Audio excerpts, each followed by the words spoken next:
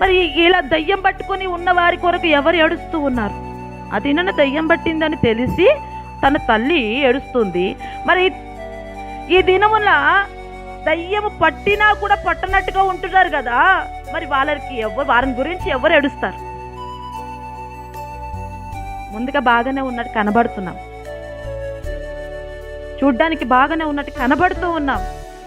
అమ్మా, ఏ విషయంలో దయ్యం పట్టిందో ఇప్పుడు ఆలోచిస్తే చెప్పమంటే అమ్మ ఒక్కొక్క లిస్ట్ తీస్తారు. ఇప్పుడు నేనేందాక నేను మంచిగా ఉన్నానక్క అంటారు, నేను కరెక్ట్గా ఉన్నానక్క అన్నిట్లలో అంటారు.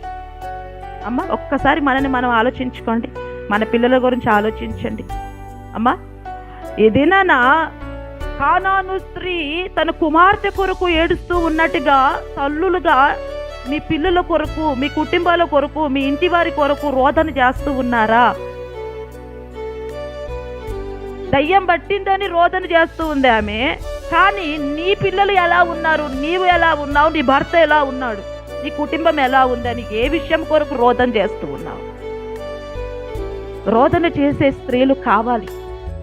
ఏం కావాలి నాన్న? రోదన చేసే స్త్రీలు కావాలి, రోదన చేసే తల్లులు కావాలి.